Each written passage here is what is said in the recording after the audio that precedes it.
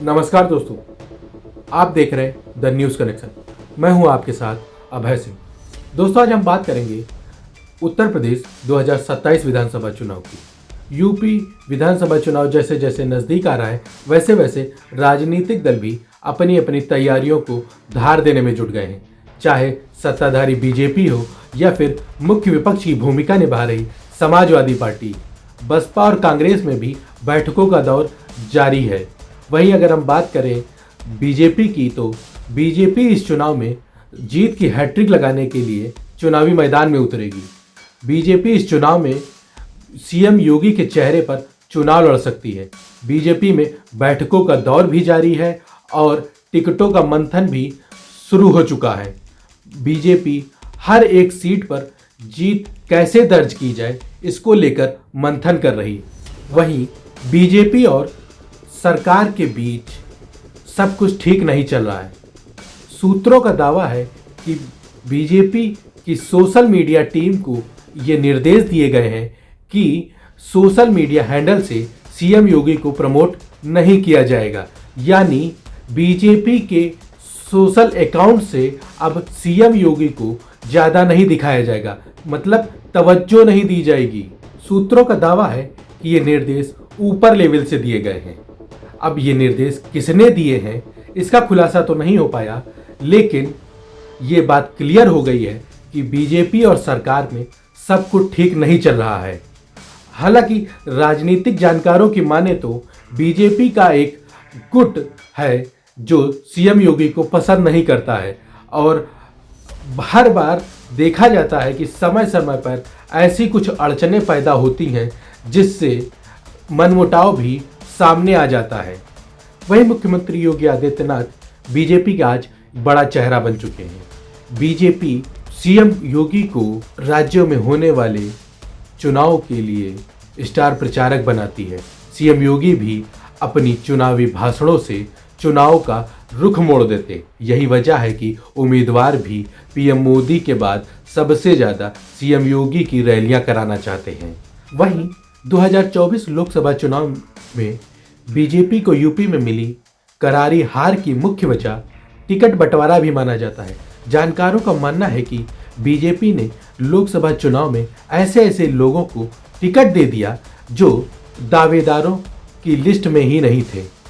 इतना ही नहीं, बीजेपी ने कई ऐसी सीटों पर टिकट काट दिए जो लंबे समय से उन सीटों पर काम कर रहे थे, मौजूदा सांसद थे, उनके भी टिकट काट दिए गए। इसके साथ ही समाजवादी पार्टी का पीडीए नारा भी यूपी में बीजेपी को मिली करारी हार का एक मुख्य वजह माना जाता है।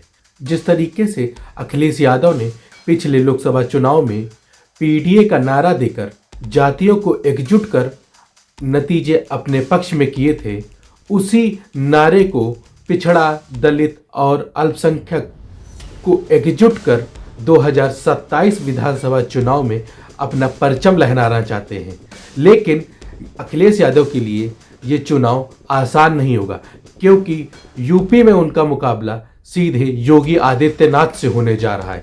यहाँ योगी के काम और उनके जो सख्त एक्शन है उसको भी लोग खूब पसंद कर रहे हैं। आगामी विधानसभा चुनाव में मुख्यमंत्री योगी आदित्यनाथ को मुख्य विपक्षी पार्टियों के साथ पार्टी के अंदरूनी विरोधियों का भी मुकाबला करना होगा। हालांकि ये कोई पहली बार मौका नहीं है जब चुनाव नज़दीक आते ही सीएम योगी के खिलाफ तरह तरह की अंदरूनी रणनीति तैयार होने लगी है। ऐसे में सवाल उठने लगा है कि मुख्यमंत्री योगी आदित्यनाथ 2027 विधानसभा चुनाव में बीजेपी का चेहरा होंगे या नहीं, क्योंकि राजनीति में कहा जाता है कि कुछ भी असंभव नहीं है। चुनाव आते आते समीकरण बनते हैं और बिगड़ भी जाते हैं। हालांकि बीजेपी के लिए तो स्पेशली कहा जाता है कि बीजेपी में कुछ भी असंभव नहीं है। बीजेपी हमेशा चौंकाने वाले फैसले लेती है। यही बीजेपी 2017 के विधानसभा चुनाव में बीजेपी ने पीएम मोदी के चेहरे पर चुनाव लड़ा था और जब बारी आई मुख्यमंत्री की तो बीजेपी ने सीएम योगी आदित्यनाथ को मुख्यमंत्री बना दिया।